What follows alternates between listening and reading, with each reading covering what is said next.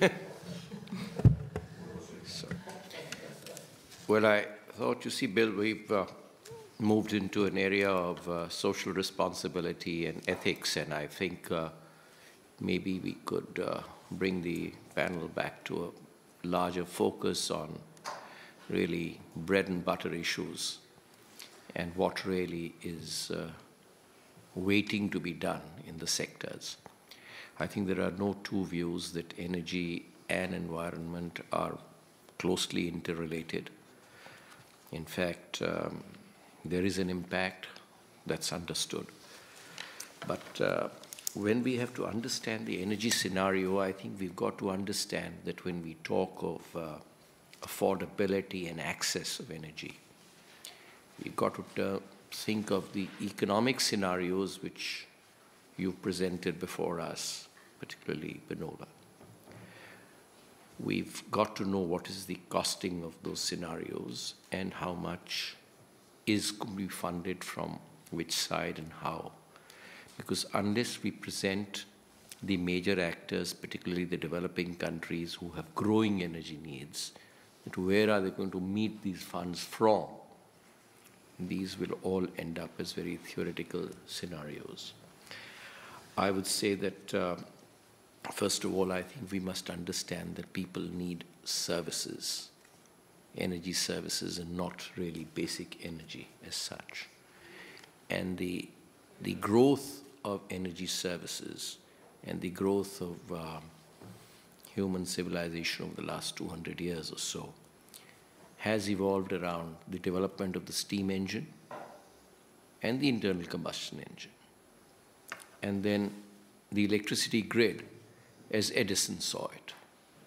And I think they were more or less frozen frames. And unless we work, you see, we've identified the new technologies, wind, solar. They're highly decentralized by and large. They're micro in their input packages as compared to the other giants.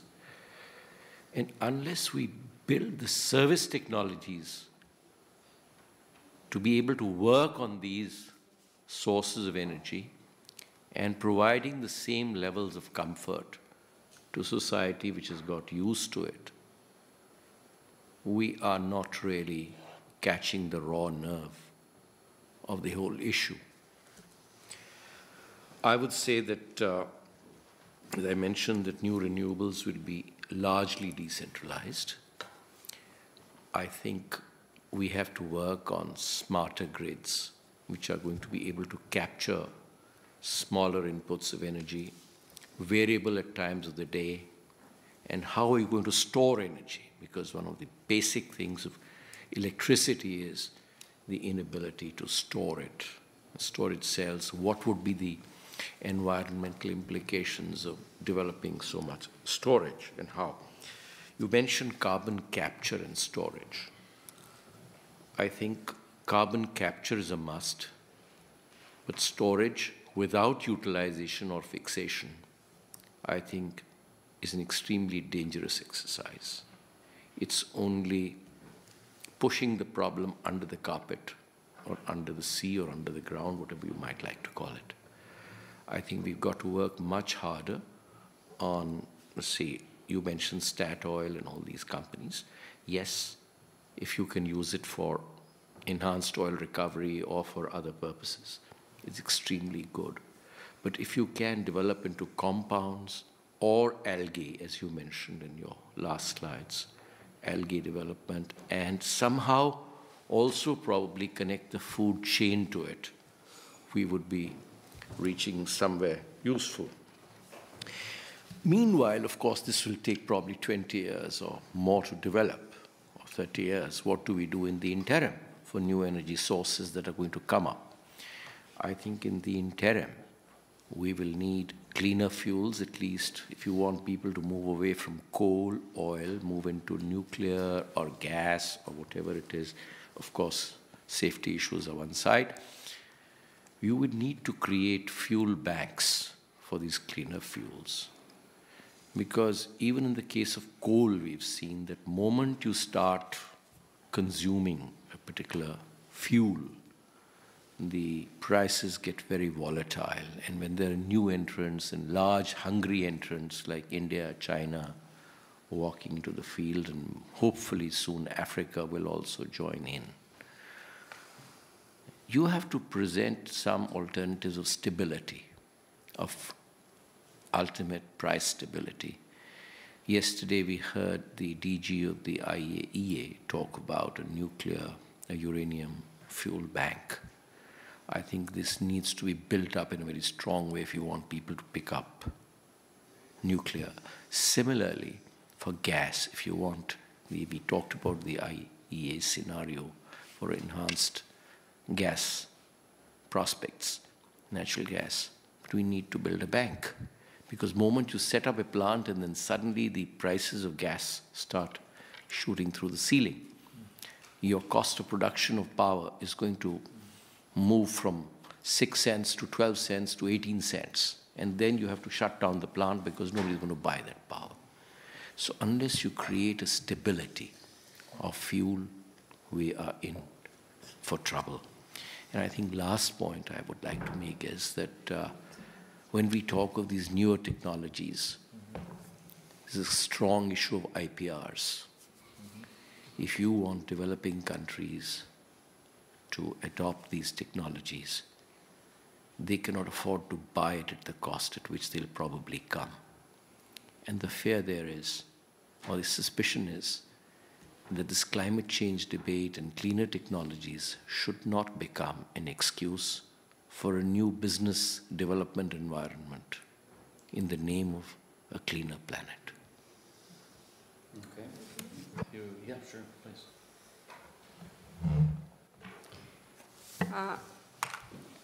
I, in a way, agree with you that we have to think about services, usages of energy, and not only of primary mix. But I think that both are important. Because if you don't think in parallel to both of them, I mean the primary mix and then the usage, and try to find better ways to find an adequation between the needs, which are services, and the primary mix that you have to produce anyway, we will not succeed. So the primary mix is a very capitalistic business anyway, long-term business. So it's why today the routes are not so, I mean, they are quite, the routes from now to 2030 are quite clear, and there is no huge discrepancy between the people making the prognosis. But on the other hand, in the usages, things can move very quickly. I will take, maybe to illustrate a bit more precisely what I want to say, 2 examples. One, which is very well known. If you look at the car, there is a huge debate on the electric car. Yes, I think myself and in Total, we think that electric car will be necessary, especially in cities with high concentration. But to avoid dust, NOx, SOx locally in a high concentration. But for the CO2 issues, for the climate issues, it will not always solve the problem, especially in countries where the electricity will be produced by coal. Because if you calculate the life cycle of the energy from the production to the transportation and then the usage, as all these processes are not fully efficient, you lose at each step energy, and then your power plant emits a lot of coal. I will take another example which might be a bit less classical. If you think about gas, gas for electricity is better in terms of impact on CO2 emissions than coal. This is obvious. There is a factor of 2.5 between both of them, depending of the technology you use in your power plants. But if you use gas to produce electricity and then use this electricity to heat buildings, the global efficiency from the primary energy to the efficiency of the heating compared to if you use directly gas to heat a home, is very different. If you go through electricity, the global efficiency will be below 30%. It means that you lose in your process 70% of the primary energy. If you use directly gas for heating, you will lose only 10% of the energy. So this is just two very basic illustrations to go in your direction to say we have to rethink systematically when we have to build new infrastructure the way we want to do it. Solar in Africa, where you have a very decentralized inhabitants, is very competitive to our view to new large infrastructures that would electrify very remote villages.